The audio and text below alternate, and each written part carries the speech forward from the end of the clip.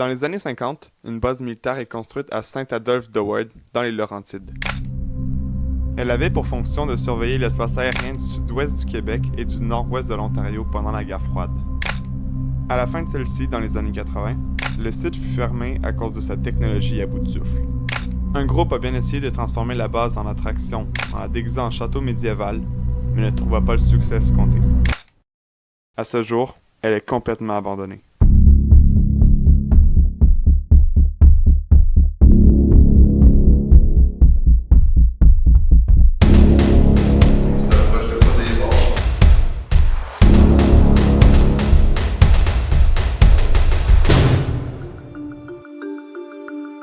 Alors voilà, la base militaire est quand même très loin de chez moi, alors après 1h30 de route, on est arrivé enfin devant les barrières.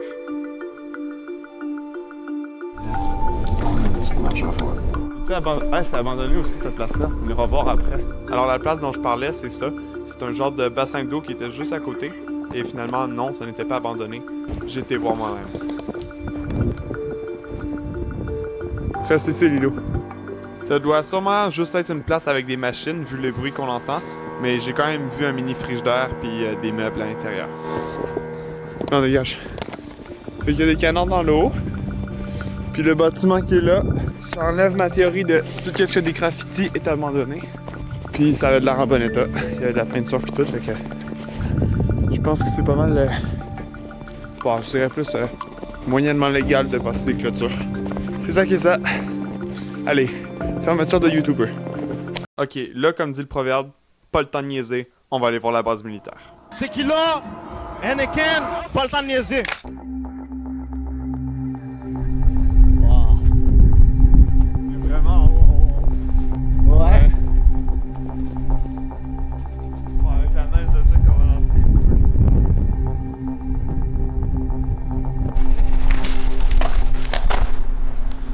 Dans l'intérieur. Comme vous pouvez le voir, le plancher était jonché de déchets et de morceaux de béton. Ça, c'est parce que plusieurs morceaux des murs et du plafond se sont effondrés avec le temps, en plus du vent. Parce que oui, la base est construite en haut d'une montagne, et c'est sûr que le vent, ça aide pas la structure du bâtiment.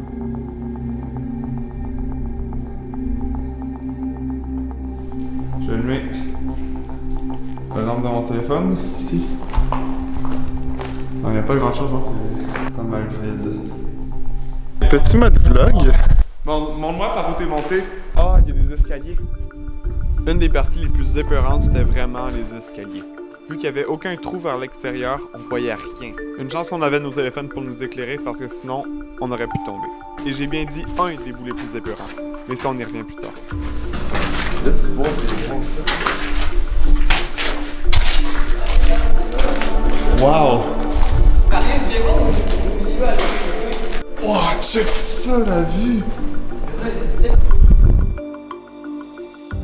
Vraiment, l'intérieur du bâtiment était immense. C'était vide et en plus, c'était grand. Fait que c'était très facile de se perdre. Lilo! Ah! Lilo? Lilo! Ah, il est là. Ça va? Et où? Il est là? Tous les étages sont visibles depuis le sol, sans clôture ou barrière.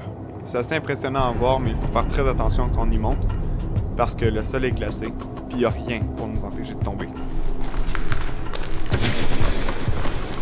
Puis Attention au trou, là, il y a des trous un peu partout. puis je vous le dis, une chute comme ça fait mal au cul. Check en bas comment ça prend le vertige.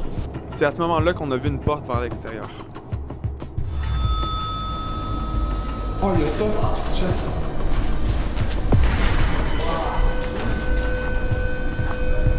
Elle menait au toit d'une autre partie du bâtiment. Fait qu'on a contourné par l'extérieur pour aller voir il y avait quoi à l'intérieur.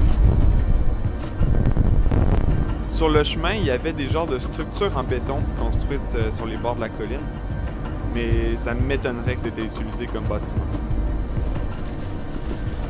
On rentre, c'est par Wow. les fenêtres, puis on a besoin de ça.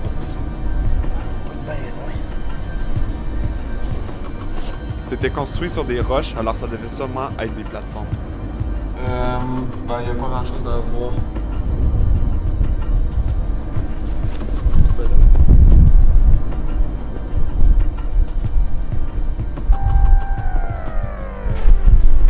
ici que vous pouvez faire des rituels sataniques si vous voulez.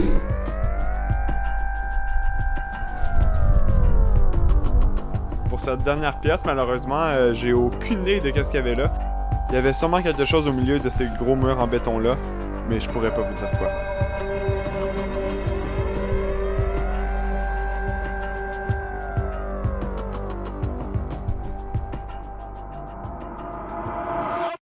J'allais vous faire un résumé de l'endroit, mais en fait, je vais faire autre chose.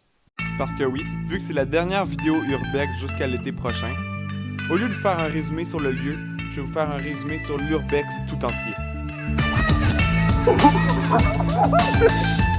Parce que de même, ça peut juste ressembler à aller se promener dans des bâtiments abandonnés, mais c'est beaucoup plus que ça.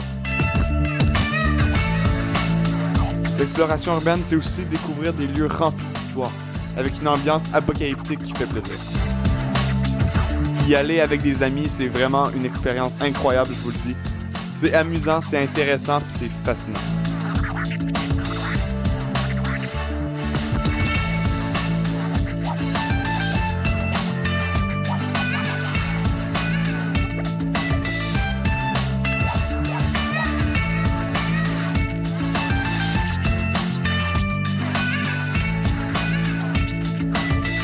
Par contre, je dois vous dire un truc sur l'Urbex, ça peut être très dangereux. Parce que oui, la plupart du temps, les lieux abandonnés se trouvent sur des terrains privés. Donc je vous déconseille fortement d'y aller dans ce temps-là. En plus, vu que c'est des lieux abandonnés depuis longtemps, vous pourriez vous blesser très facilement. Alors pour finir, l'Urbex c'est incroyable quand c'est fait avec sécurité. C'est poche, mais bon, c'est la vie.